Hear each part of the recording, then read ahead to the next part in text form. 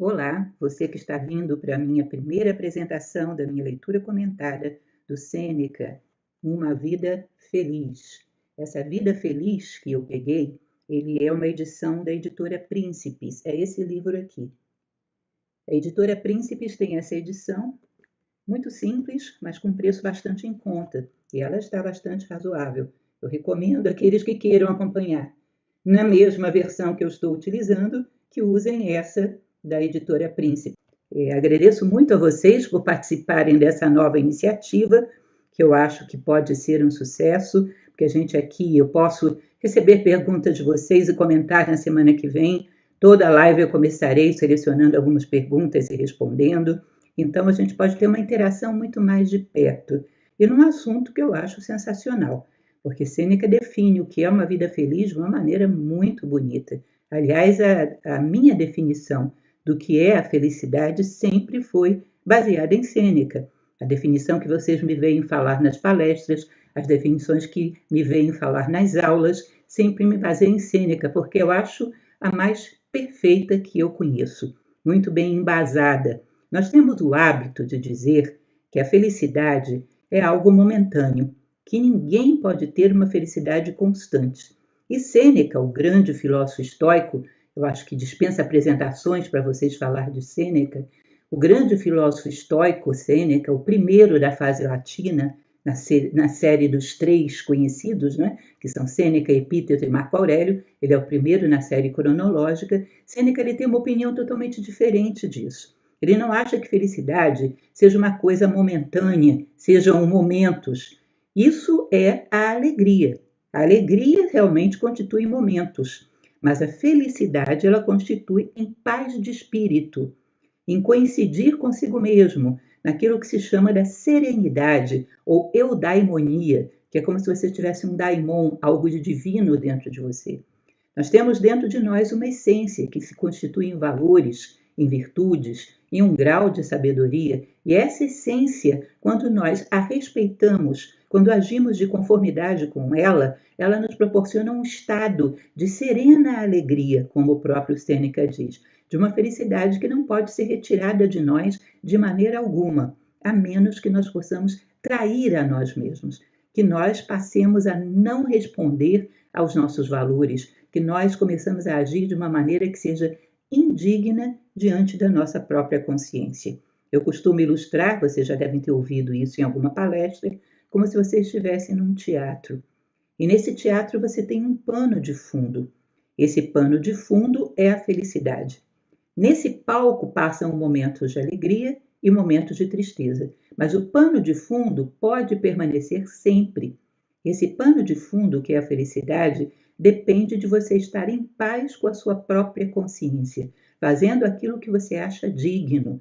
Felicidade tem muito a ver com serenidade e dignidade, ou seja, eu honro aquilo que eu sou, eu honro aquilo que a minha essência me manda fazer. Eu estou sempre em paz com céus e terra. Enquanto eu mantenho esse estado, nada nem ninguém pode me roubar a felicidade. Só se eu a entregar. Se eu me desonro, se eu caio em fraqueza por causa dos apelos externos e desonro essa coincidência comigo mesmo, nesse momento eu interrompo a minha felicidade. E aí é um estado de angústia que muitas vezes é muito difícil de ser recuperado. Porque quando cometemos um erro, vocês sabem disso, por orgulho ferido, por vaidade, muitas vezes queremos permanecer nesse erro, para não reconhecer que fizemos uma coisa equivocada, para não reconhecer que o outro possivelmente teria mais razão, para não reconhecer que perdi tempo da minha vida insistindo no erro. Tudo isso é doloroso de assumir. Então, às vezes, a gente perde a nossa felicidade por insistir num erro. E se a gente assumisse de pronto e voltasse para o nosso centro, voltasse para o nosso estado de serenidade, de senso de dever, de dignidade, de respeito de si próprio, ao assumir isso, nós garantiríamos a nossa felicidade. E isso é um elemento que a gente tem que sempre refletir. Qual foi o elemento da minha dignidade, da minha essência, que eu rompi para estar infeliz? Quando foi que eu desonrei a minha própria essência, desonrei os meus próprios princípios? Quando foi que eu deixei de coincidir comigo mesmo, nessa minha identidade mais profunda, naquilo que eu sou como ser humano? Quando foi que eu interrompi esse fluxo, essa comunicação interna, essa dignidade? E isso me provocou infelicidade. E não tem jeito de recuperar a felicidade, senão você voltar a esse ponto e retomar o seu lugar, retomar a sua posição. Não importa quanto tempo foi perdido nesse erro, não importa o quanto você teimou num equívoco, não faz diferença. O importante é que a gente retome o nosso lugar em algum momento. Se ainda houver um dia na nossa vida e nesse dia nós retomamos a nossa dignidade, retomamos a nossa felicidade, a vida valeu a pena. Significa que aprendemos com a experiência, por muito longa e dolorosa que ela tenha sido. Espero que entendam isso. Digamos que eu cometi um erro, saí do meu lugar, me desloquei do meu ponto de identidade, do meu ponto de dignidade. Desonrei os meus próprios princípios, por raiva, por revolta, por vingança, por seja lá o que for, por algum elemento externo que me afetou, alguma coisa que me tirou da minha rotina e me fez que eu me desestruturasse, perdesse esse ponto central. E persistir nesse erro, insistindo nesse sofrimento, por, sei lá, anos a fio, uma década, 2 décadas que seja. Quando eu reconheço que naquele ponto as pessoas podem estar erradas, as pessoas podem ter cometido equívocos, as pessoas podem ter feito tudo de errado, mas isso não é problema seu, é problema delas. Elas não deveriam ter podido te tirar do teu eixo. Se elas te tiraram do teu eixo é porque você deixou. Por alguma fragilidade, você deixou que elas te arrancassem do teu eixo. E ao te arrancarem do teu eixo, elas fizeram o pior que podiam fazer contigo. O pior que poderiam fazer. Elas te mantiveram numa situação de deslocamento de si próprio. E isso é a causa de um sofrimento que não cessa enquanto você não volta para o seu lugar. Elas são responsáveis pelos que elas fizeram. Você é responsável pelo que você deixou que elas fizessem. Elas são responsáveis por tudo. Não significa que você vai perdoá-las no sentido de dizer que elas não fizeram nada. As pessoas fizeram o que fizeram. Têm as culpas que têm. Segundo a tradição oriental, geraram karma que geraram. Geraram causas e vão sofrer os efeitos. Isso é com elas. Mas o fato de eu ter deixado elas me tirarem do meu eixo, isso é uma responsabilidade minha. Que eu poderia, se eu tivesse mais força, se eu tivesse mais maturidade, mais peso interno de dignidade, de consciência, eu poderia ter evitado. Tudo bem, naquele momento eu não pude, mas eu posso agora. Eu posso retomar o meu eixo, a minha posição de dignidade e me colocar diante dessa situação de uma forma digna. E isso me devolve automaticamente a felicidade. Vou continuar tendo alegrias momentâneas, vou continuar tendo tristezas momentâneas, que ambas têm um tempo no palco do teatro e passam. Mas a felicidade já ninguém pode tirar de mim. E o fato de terem nos arrancado a felicidade uma vez, 2 vezes, nos tornou maduros para agora não entregá-la novamente. Espero que vocês entendam essa situação. Nesse momento, eu estou mantendo a minha fidelidade a mim mesmo. Portanto, eu tenho todo o suficiente para estar feliz. É isso que eu quero que vocês guardem, isso é o que eu quero que vocês entendam.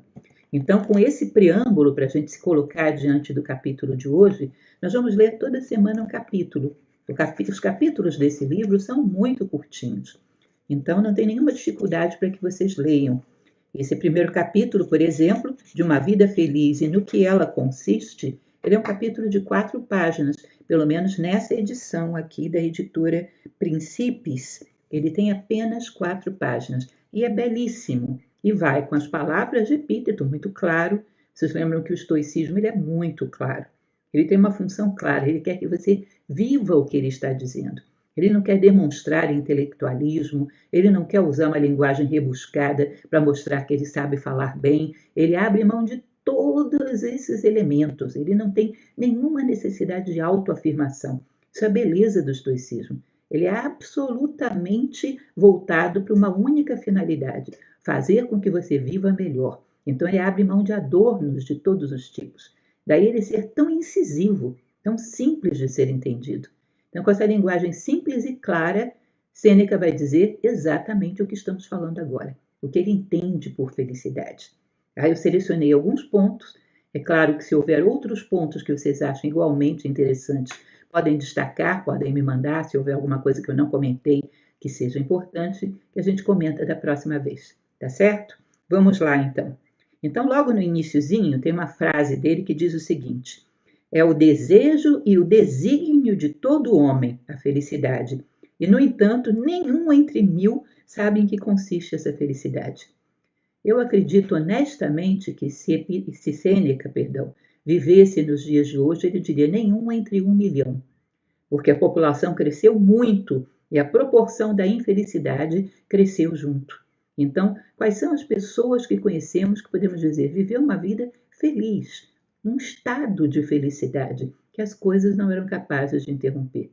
Quão raras são essas pessoas?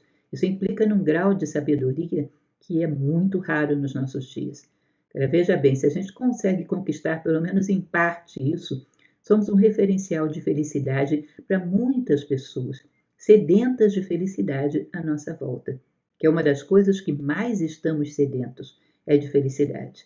Então ele diz, nenhum entre 1000 alcança essa felicidade. Mais adiante ele vai dizer que, se estivermos certos, descobriremos a cada dia o quanto melhoramos. Mas se seguirmos o chamado ou a trilha das pessoas que estão fora do caminho, podemos contar em seguirmos perdidos e continuar nossos dias vagando no erro. Portanto, é muito importante levarmos conosco um guia hábil, pois não acontece aqui, como em outras viagens, onde a estrada nos conduz ao nosso lugar de repouso ou, por acaso, se um homem se desviar, onde os habitantes o possam reconduzir ao caminho. Mas, ao contrário, a estrada mais conhecida aqui é a mais perigosa, e o povo, em vez de nos ajudar, nos desencaminha. Ou seja, se você não tiver o guia correto para buscar a felicidade, que ele vai falar adiante, né, uma razão lúcida, uma noção de valores clara, se você não tiver esse guia, não existe uma estrada retinha, pavimentada, que te leva para lá e não te permite se perder. Essa estrada não está pavimentada. Não adianta você pedir informações, que a maioria das pessoas não conhece o caminho e vai te empurrar na direção da maioria. E o que é que a maioria está fazendo? Buscando momentos de alegria, flashes de alegria, muitas vezes muito caros, entregues a diversões exageradas, entregues a vícios, entregues a compulsões, consumismos e outras coisas. As pessoas estão buscando colecionar determinados pedacinhos, fragmentos, células de alegria, e às vezes células caras, e depois cobram um preço de angústia, de amargura muito alto. Então, se você se desencaminhar, não adianta pedir informações do lado de fora. As pessoas vão te encaminhar para onde todo mundo está indo, que não é o caminho da felicidade. Então, você tem que ter um guia interno e um guia que te leve na direção correta. Sempre o bom senso, a sensatez, ser guiado pela razão e pela tua percepção de princípios e valores, pelos teus princípios, pelos teus valores, que é o que ele vai continuar falando adiante, né? Vejam que interessante aqui adiante. Aqui ele vai falar o seguinte: não sigamos, portanto, como os animais, mas antes nos governemos pela razão do que pelo exemplo. Ou seja, governar-se pelo exemplo é fazer o que todo mundo está fazendo, tomar o exemplo dos demais. Ele diz, isso acontece com animais, isso é uma manada. Uma manada, ele vai na direção que o grupo está indo, não se pergunta se aquela é a melhor direção, se aquela é a direção mais sensata. O ser humano tem a possibilidade, através da razão, de não fazer isso. Se a multidão está indo para o abismo, ele tem a condição de se salvar sozinho e ser referencial para que outros vão atrás dele. Ele não precisa seguir necessariamente o exemplo da multidão. Ele pode fazer o seu caminho sozinho e, dessa maneira, abrir caminho para que outros venham atrás dele, na direção correta. Mais adiante, ele vai falar: e o mal é que o grosso da multidão o carrega contra a verdade e a justiça. Ou seja, o grosso da multidão vai levá-lo na contramão da verdade e da justiça. De modo que devemos deixar a multidão se quisermos ser felizes. Não é que você vai se afastar das pessoas, mas vai se afastar das escolhas das pessoas, dos conceitos das pessoas, e vai ser capaz de criar os seus próprios conceitos. Você vai perceber que daqui a pouco tem pessoas que começam a levar em consideração teu exemplo, e começam a se orientar por ele. E você vai estar sempre disponível para as pessoas, se necessitarem de uma orientação, mas não para segui-las no caminho equivocado que elas escolheram. Uma vez eu li uma frase que falava sobre a educação de filhos, que eu achei muito interessante aquilo, um referencial que também serve muito bem aqui.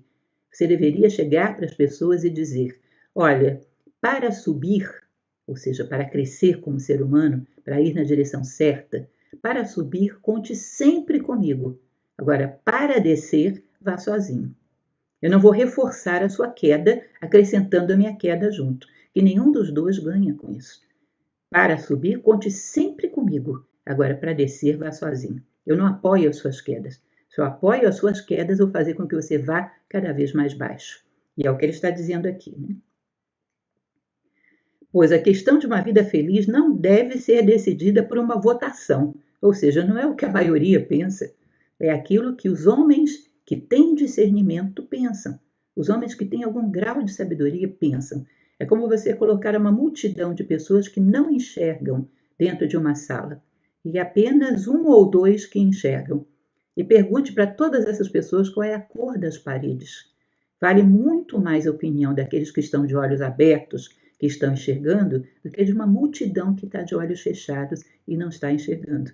Ou seja, não é uma questão de votarmos para ver qual é o melhor caminho, é uma questão de perguntarmos para quem está vendo e que você se esforce para também ver, para também estar com os olhos abertos.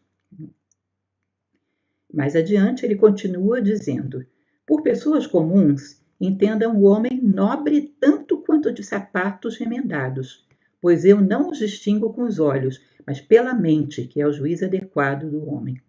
Ou seja, pessoas comuns que andam com a multidão, eu não estou querendo dizer que são pessoas desprovidas de educação, pobres, não, nada disso. Eu estou falando tanto daqueles que financeiramente têm destaque, ou que têm muitos títulos acadêmicos, quanto aqueles que não os têm. Porque a questão da sabedoria tem muito pouco a ver com a questão do intelectualismo. Intelectualismo é um acúmulo de informações não vividas, portanto, ela não gera sabedoria. É simplesmente uma pessoa que tem digamos assim, um currículo que atesta que ela leu coisas, ela teve contato com coisas, mas não há um currículo que ateste que ela as viveu. Tá? Então, como muitas vezes já disse para vocês, uma pessoa que leu tudo que se escreveu sobre o medo, não necessariamente é uma pessoa que dominou melhor o seu medo do que qualquer outro que não leu nada. Aquela pessoa que fez a experiência de, com sensatez, com prudência, mas com um ideal claro diante de si, confrontar o seu medo, essa é a pessoa que sabe sobre o seu medo. Lembrem da frase bíblica: pelas vossas obras vos conhecerei, e não pelo vosso currículo vos conhecerei. Ele deixa claro aqui, não estou falando simplesmente de homens que tiveram acesso à riqueza e educação, porque às vezes esses são tão perdidos quanto qualquer outro. E isso é importante que a gente tenha noção. Está falando dos homens que estão de olhos abertos, dos homens que estão vivenciando o seu conhecimento, que estão convertendo em sabedoria, daqueles que têm um referencial e que são leais à sua condição humana. Esses são os que estão de olhos abertos. Não tem nada a ver com posses e riquezas, ou posse de títulos e currículos, ou qualquer coisa desse tipo. Continuando no próximo parágrafo, o próximo parágrafo está sensacional, eu marquei várias coisas. A verdadeira felicidade da vida é estar livre de perturbações, compreender nossos deveres para com Deus e os homens, desfrutar o presente sem nenhuma dependência ansiosa do futuro. Veja só, estar livre de perturbações não é porque as perturbações não existam à sua volta. Elas existem, mas você foi capaz de se manter leal a si mesmo, independente dessas perturbações. E leal também aos seus deveres com Deus e com a humanidade. Ou seja, ser um fator de soma, trazer coisas boas ao mundo. Há um exemplo que algumas vezes em algumas palestras conto, talvez vocês lembrem, que eu falo a respeito de um concurso que houve. É um exemplo oriental. Houve um concurso de pinturas onde o imperador pediu que se pintasse um quadro que representasse da melhor maneira possível a paz perfeita. E aí muitas pessoas participaram desse concurso, vários quadros foram pintados, o prêmio era bastante interessante, então várias pessoas participaram. E no final ficaram 2 concorrentes que foram selecionados. Um deles mostrava uma paisagem maravilhosa, um mar plácido, o sol no horizonte, uma brisa suave que soprava, os passarinhos cantavam e existia um passarinho que estava com seus ovos no ninho. Esse era o primeiro quadro, era uma paisagem maravilhosa. Já o segundo quadro mostrava um mar bravio com ondas violentas, um vento sacudindo as árvores, raios e trovões saindo do céu e no canto o pássaro protegendo seus ovos no ninho. A mesma coisa que estava no outro. E o imperador, ao examinar esses quadros, ele optou pelo segundo, aquele que havia o mar bravio, a tempestade, os raios, o vendaval. Sabe por quê? A paz perfeita é exatamente você se manter em paz independente do meio. A paz não pode depender das circunstâncias. Ela depende de você estar fiel ao que você é, íntegro e fiel àquilo que você é. E isso é a paz perfeita. Ou seja, sem perturbações não significa que não há perturbações à sua volta. Significa que você foi capaz de ser leal a si mesmo, independente dessas perturbações. Tá certo? E continuando, ele vai dizer então: quites com seus deveres para com Deus e para com os homens e sem ansiedade para com o futuro. Você pode e deve ter referenciais, ideais, propósitos no futuro, mas eles são referências de direção e não objetos para você ficar ansiando o tempo todo. Você deve estar presente de corpo, mente e alma nesse momento, dando o seu melhor a esse momento, fazendo desse momento um momento ideal. Aquele que um dia chegará ao ideal, chegou a isso construindo momentos de ideal. Esse momento em que eu estou com vocês é o momento onde eu estou aqui na casa da minha filha, eu ouço alguns pássaros cantando lá fora, não sei se vocês alcançam ouvir, vejo e imagino vocês aí do outro lado, vejo as mensagens que estão me mandando. Esse é um momento que, para mim, ele é perfeito e deve ser para vocês também. É um momento onde nós estamos aqui simples, sem querer ostentar absolutamente nada, querendo transmitir uma mensagem que possa ser útil à alma do outro. Esse é um momento que tem todas as características do sagrado. Isso é Eliade, é um autor do século passado, que ele dizia que o sagrado é a função de dar sentido. Quando o momento está pleno de sentido, ele é um momento sagrado. É como se fosse uma pequena cerimônia. A gente ser capaz de gerar nos nossos momentos, por muito simples que sejam, uma pequena cerimônia, onde todas as coisas estão colaborando para que eu esteja em paz e atento à vida e buscando aprendizado e feliz. Feliz por eu ser o que sou, um ser humano, com todas as oportunidades que a condição humana me oferece. Isso é um momento perfeito. Essa plenitude só se pode obter no presente. E a gente tem que ser capaz de gerá-la. Tá? Separar o tempo banal do tempo sagrado. Cada vez mais gerar tempo sagrado. Continuando, ele vai dizer: não para nos distrairmos com esperanças ou temores, mas para ficarmos satisfeitos com o que já temos, que é abundantemente o suficiente, pois aquele que assim procede não deseja mais nada. As grandes bênçãos da humanidade estão dentro de nós e ao nosso alcance. Mas se fecharmos os olhos como pessoas no escuro, tropeçamos exatamente naquilo que procuramos e continuamos sem encontrá-lo. Fechamos os olhos para a nossa essência luminosa, para essa luz que nos ilumina desde dentro, para aquilo que, como ser humano mais legítimo somos, nós caímos numa escuridão onde nada será capaz de nos trazer felicidade. Talvez alegrias momentâneas, aquela alegria do rir demais, do se exceder demais e que no final já deixa aquele gosto amargo na boca, mas não a felicidade. A tranquilidade é uma certa equalização do espírito, que nenhuma condição de destino pode exaltar ou deprimir. Essa coincidência, essa tranquilidade, essa fidelidade a si mesmo é algo que nada nem ninguém pode afetar do lado de fora, se você não deixar. Isso é importante gravar, repetir 1000 vezes e gravar. Nada pode torná-la menor, pois é o estado de perfeição humana.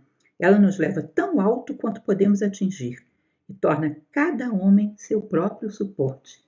Veja que coisa interessante, você se garante, você é seu próprio suporte. Você não está escorado na opinião dos outros, você não está escorado no reconhecimento dos outros, não está ancorado na admiração dos outros, nada, nada, nada. Eu sou o meu próprio sustentáculo. Eu me apoio em mim mesmo, eu me garanto, porque eu não me traio. Portanto, eu sempre estarei bem. Não depende do que você faça comigo, depende do que eu faço comigo.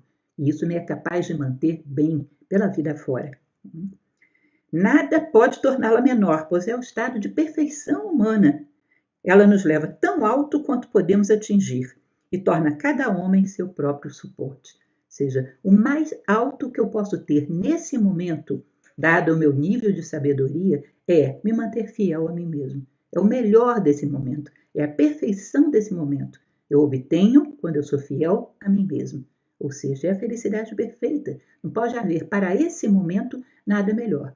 Claro que daqui a um tempo, se eu crescer, lá na frente terei mais sabedoria.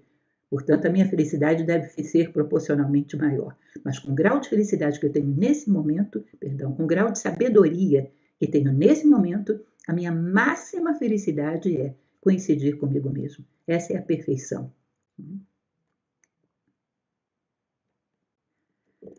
Ao passo que aquele que é sustentado por qualquer outra coisa do lado de fora pode cair. Aquele que julga corretamente e persevera nisso goza de uma calma perpétua. Ele consegue uma perspectiva verdadeira das coisas. Ele observa uma ordem, uma medida e um decoro em todas as suas ações. Ele tem uma benevolência em sua natureza. Ele enquadra a sua vida de acordo com a razão e atrai para si amor e admiração. Ou seja, aqueles que necessitam de um amparo, de uma base sólida, vão se voltar para essa pessoa e vão amá-la e admirá-la. Ah, mas talvez eu não seja o mais badalado nas redes sociais, talvez eu não tenha milhões de seguidores, talvez eu não seja o mais reconhecido no meu trabalho. Por quem você quer ser reconhecido? Segundo Confúcio, a grande glória do homem é ser reconhecido pelos homens bons, pelos homens que estão buscando a felicidade, que estão buscando a bondade, que estão buscando um sentido de vida. Por esses você será reconhecido. Por outros que estão buscando outra coisa, é claro que não encontrarão em você. Isso é justo. Isso faz parte da ordem na natureza. Cada um encontrará aquilo que busca. Aqueles que buscam paz, que buscam felicidade, que buscam harmonia, esses estarão voltados para você e te admirarão. E será aí um novo grupo que te acompanhará, daqueles que coincidem com o teu sentido de vida. E, como diz Heráclito, numa frase que eu acho muito bonita, Heráclito, pré-socrático, ele dizia que aqueles que dormem voltam aos seus mundos particulares, mas aqueles que despertam têm um mundo em comum. É interessante isso? Aqueles que despertam têm um mundo em comum. Quem está de olhos abertos acaba parando todo mundo no mesmo ponto. Agora, quem está dormindo volta ao seu isolamento, volta aos seus mundos particulares. Continuando, próxima frase, mais adiante ele vai dizer: a liberdade e a serenidade de espírito devem necessariamente resultar do domínio daquelas coisas que nos atraem ou nos assustam, em vez desses prazeres extravagantes, que mesmo na melhor das hipóteses são vãos e prejudiciais quando combinados. Devemos estar possuídos por alegria transbordante e eterna. Ou seja, a felicidade é uma alegria transbordante e eterna, e não um prazer extravagante. Como falei para vocês, às vezes o prazer de um vício, o prazer de um excesso, que cobra um preço muito caro depois. Essa felicidade humana, ela nos dá uma alegria suave e permanente, que nos acompanha em todos os momentos da vida. Agora veja o que ele falou aqui antes. A liberdade e a serenidade de espírito devem necessariamente resultar do domínio daquelas coisas que nos atraem ou nos assustam. Ou seja, o que nos rouba a nós mesmos? As coisas que desejamos demais, que fazem com que a gente às vezes se corrompa. Não pensem que só os outros se corrompem. Todos nós nos corrompemos de vez em quando para querer corresponder ao que as pessoas esperam de nós, para querer que as pessoas gostem de nós e uma série de coisas desse tipo, cotidianamente. Ou seja, as coisas que desejamos às vezes nos roubam a nós mesmos e as coisas que tememos também.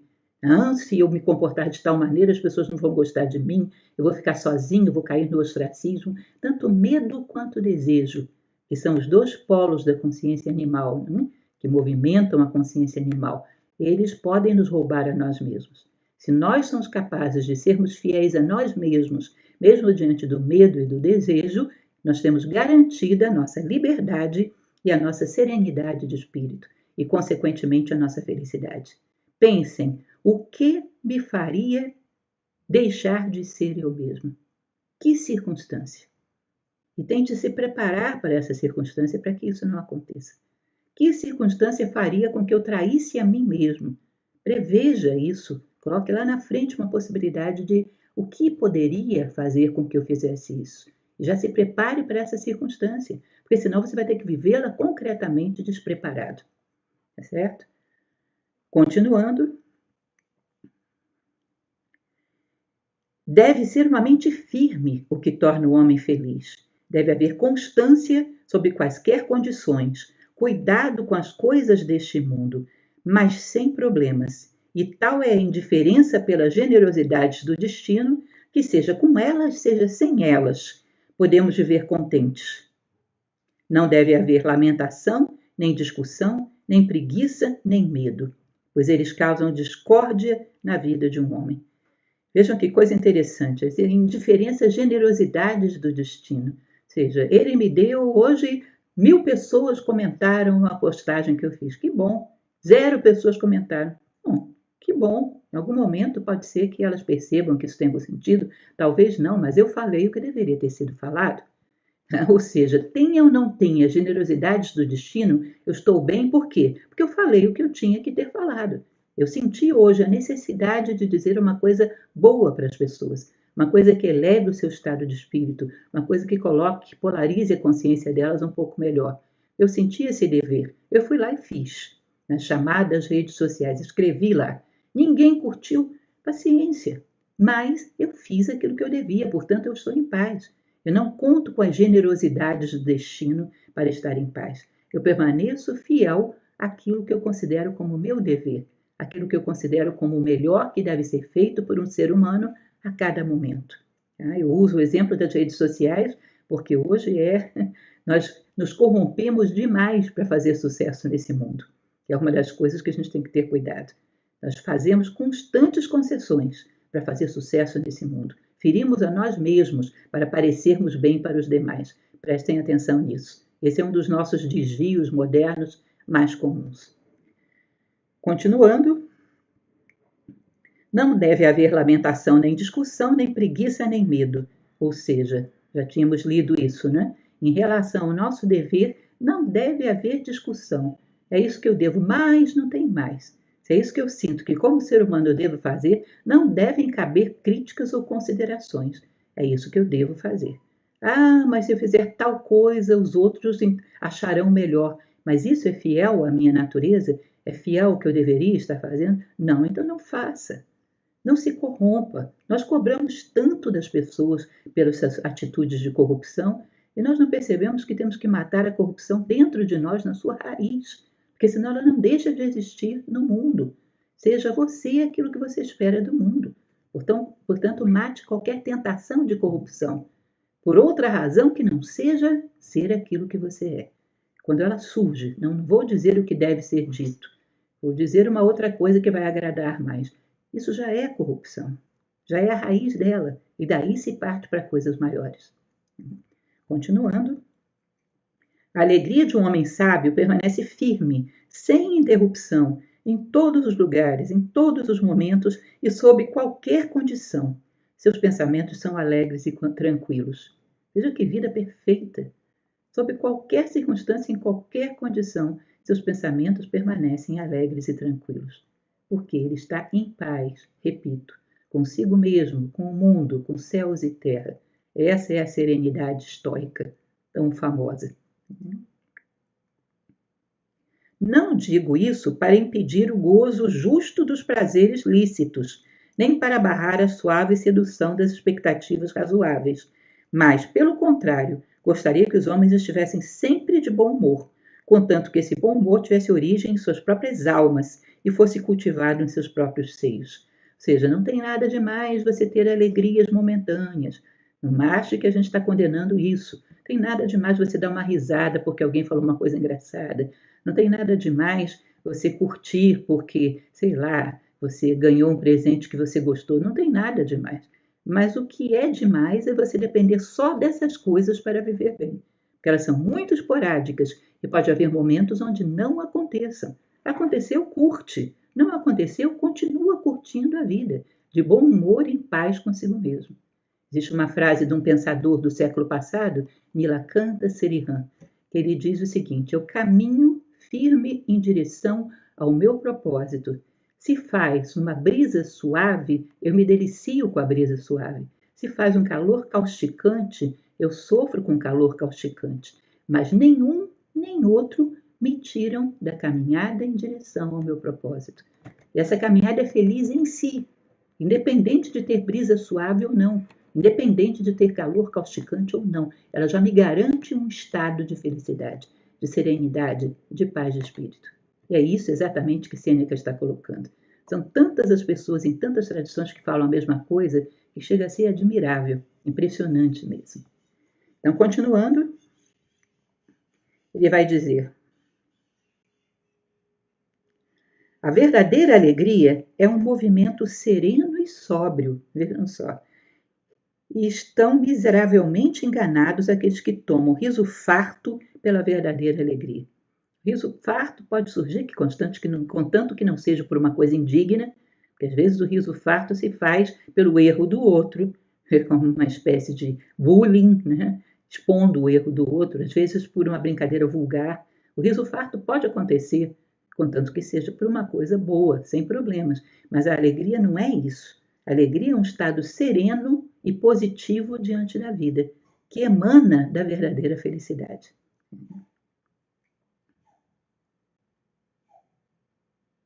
Sua origem, ou seja, da felicidade, é interna, e não há alegria como a resolução de uma mente corajosa que tem o destino sob seus pés. Vejam que bonito. Não há alegria igual a de uma mente corajosa que tem o destino sob seus pés. Nenhuma alegria como essa. Uma mente que está no domínio da sua vida, sempre considerando os seus valores, as suas virtudes para tomar decisões, sempre considerando o que é próprio da condição humana para tomar decisões. Não há alegria igual a dela, que não pode ser interrompida por nada.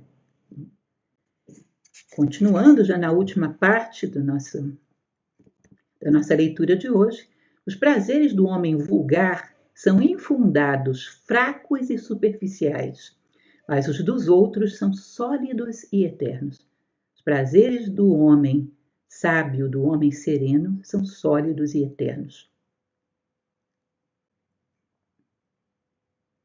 Mais adiante ele vai falar: como o próprio corpo, que é mais uma coisa necessária do que uma grande coisa, o conforto a ele relacionado é apenas temporário e vão. Além disso, sem uma moderação extraordinária, seu fim é apenas a dor e o arrependimento. Ou seja, se eu coloco o conforto do meu corpo como meta máxima, quem está muito confortável não caminha. Imagine que eu tenho uma longa estrada diante de mim para chegar aos meus sonhos, para chegar ao meu propósito. E eu te ofereço uma poltrona muito confortável. Isso, nesse momento, é mal, porque o conforto vai te impedir de continuar caminhando. Ou seja, colocar a nossa personalidade entre algodões, para quem não está satisfeito com aquilo que é e quer crescer, não é indicado. Pode trazer um preço muito caro de inércia e de postergar o dever de viver como ser humano. Ao passo que uma consciência pacífica, os pensamentos honestos, as ações virtuosas e uma indiferença por eventos comuns são bênçãos sem fim, sem saciedade ou medida. Esse estado de felicidade consumado é apenas uma submissão aos ditames da correta natureza. Sua base são a sabedoria e a virtude, o conhecimento do que devemos fazer, que é a conformidade da vontade com esse conhecimento. O conhecimento do que devemos fazer e a conformidade da vontade com esse conhecimento. São os ingredientes suficientes para que você seja feliz. Ou seja, imagine em você que existe um círculo, que é o círculo da tua consciência. E esse círculo tem vários pequenos eus, que são aquele que gosta de chocolate, aquele que gosta de dormir demais, aquele que não gosta de tal pessoa, um monte de núcleos de consciência. E existe um centro, que é o que você realmente é. Esse centro se guia por valores, sobretudo pelo bem, pela bondade.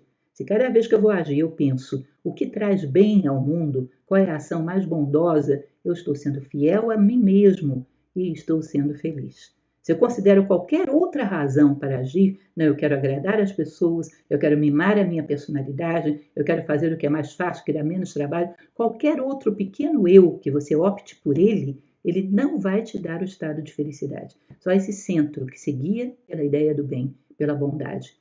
O que mais gera bem que eu posso fazer nesse momento?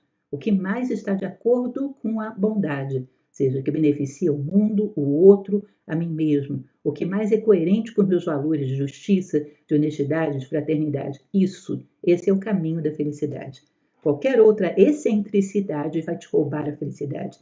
E você ficará um mendigo de pequenas alegrias, que são muito esporádicas e às vezes sem tanta qualidade assim. Bom, hoje ficamos por aqui. Eu acho que foi informação até demais, né? Muita coisa para a gente refletir, para a gente pensar. Pensem 2 vezes quando vocês ouvem essas máximas por aí, porque ninguém pode ter a felicidade permanente, que a felicidade permanente é um mito. Conversa fiada, própria de quem nunca experimentou a felicidade permanente. Se você a consegue por um dia que seja, por um mês que seja, você sabe, não, a felicidade permanente é possível. Um estado de paz de espírito tão profundo que o mundo vira de cabeça para baixo e eu estou bem. Se você já a vivenciou em algum momento, você sabe que isso é mentira. Isso é superficialidade de quem não sabe o que é a felicidade, de quem nunca a viveu. A felicidade constante é uma possibilidade que está ao alcance do homem, sempre quando ele é digno e age em conformidade com a sua verdadeira natureza humana. Então, pensem sobre isso e vamos tentar trazer isso para a nossa vida, não é isso? Examine aquelas decisões que você tomou lá no passado. Aquela decisão eu tomei em função de fazer o maior bem possível ou em função de qualquer outra coisa? Se foi em função de qualquer outra coisa, eu reforcei esse pequeno eu e gerei infelicidade. Tudo aquilo que eu faço em função de pequenos eus que não são esse centro da minha identidade que se guia pela bondade, eu reforço esses pequenos centros e perco a felicidade. Então, as decisões corretas são aquelas tomadas a partir desse centro, a bondade. Eu quero ser eu mesmo, eu quero ser um ser humano, digno da condição humana. E sempre que eu faço, eu tenho direito a uma felicidade perpétua, serena, uma suave alegria que não me abandona por nada.